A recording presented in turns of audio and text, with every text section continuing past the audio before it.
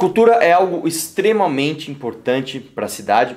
A gente não pode deixar essa área de lado. Muitas das pessoas, inclusive, acabam confundindo um posicionamento mais à direita com um posicionamento não fomentador de projetos culturais e artísticos, e essa não é verdade. A cultura ela é fundamental, inclusive, para trazer investimento, para se trazer turista para a cidade, e como todos bem sabem, a cultura ela molda toda uma geração, ela faz parte da educação das nossas crianças e adolescentes, inclusive. O orçamento da cultura na cidade de São Paulo ele é bem limitado. Só para você ter uma ideia, em 2018 se gastou 0,4 bi, ou seja, 400 milhões de reais, enquanto com a Câmara dos Vereadores se gastou 0,6 bi. Então, quer dizer, a gente acaba gastando até muito mais com a nossa Câmara Municipal do que com a própria cultura em si. E a maior parte desses orçamentos são fixados em lei. Qual que é o problema maior da cultura, a meu ver, e qual que é a solução para esse problema? Houve uma ideia muito bacana, inclusive, a ideia ela é muito boa. Eu vou inclusive citar o nome aqui de duas instituições, mas não quero aqui trazer o debate para essa questão da polarização, ou dizer que há viés político de um lado ou de outro, mas não, vamos entender a ideia original e por que hoje ela não é tão adequada. A ideia original, por exemplo, da Companhia Paulista de Dança e da Companhia Paulista de Teatro é justamente fomentar projetos de artistas que não tivessem ali condições de sozinhos financiarem ou de promoverem os seus projetos culturais autônomos. Ou seja, como que funciona? Você é um ator, você é um cantor, você é um artista, você quer promover um espetáculo cultural, você não necessariamente precisaria de toda a estrutura ali de cenografia, de figurinistas, etc., para promover o seu espetáculo. Você se junta numa cooperativa onde todas as pessoas ali te dão o caminho das pedras para você conseguir realizar os seus projetos. Qual que foi o problema e o que tem acontecido aqui em São Paulo? Como essas duas companhias, a Companhia Paulista de Teatro e a Companhia Paulista de Dança, são muito influentes e muito grandes, elas acabam tendo uma influência não tão salutar na política pública aqui de São Paulo. Aqui nós temos comissões que aprovam projetos a serem financiados pelo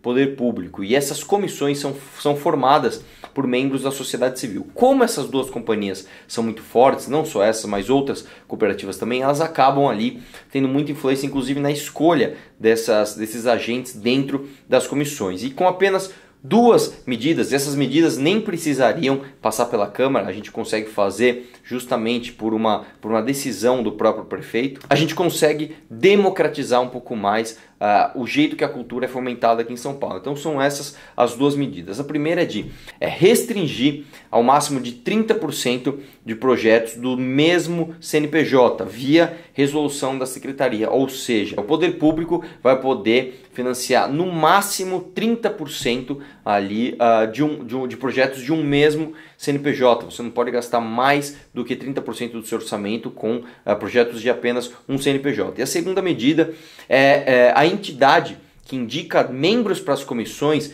não poderá apresentar projetos por ela julgados. Isso é uma coisa, inclusive, um pouco óbvia, né? Se eu estou indicando um projeto, eu não posso fazer parte de uma comissão que vai julgar se esse projeto vai ou não ser aprovado. Ou você apresenta o projeto, ou você faz parte da comissão que vai julgar se esse projeto vai ou não receber dinheiro público. Existe a questão também do que se chama de vouchers, que nós devemos, inclusive, nos atentar à constitucionalidade desse projeto, que nada mais seria do que, em vez de você financiar diretamente o projeto cultural, você entrega um voucher para as pessoas que não têm condições de assistir um espetáculo, e essa pessoa com um voucher na mão tem o poder de escolha, né, de qual espetáculo ou qual equipamento cultural ela deseja visitar. Então você empodera, vamos dizer assim, vou até usar essa palavra, o usuário e não necessariamente os produtores culturais, sejam eles A ou B. A meu ver, uma das medidas mais importantes, se não a medida mais importante para ser feita em relação à cultura em São Paulo,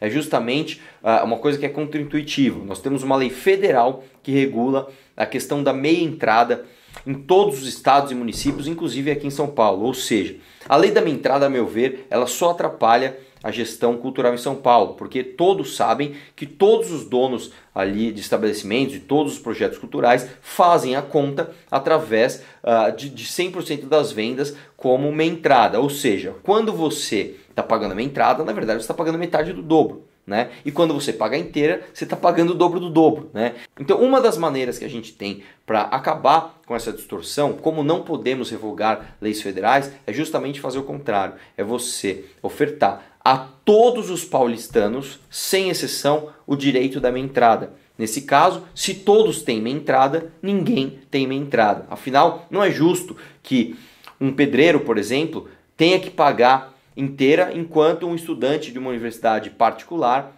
paga meia entrada, certo? Então é muito importante que a gente corrija essa distorção antes de mais nada.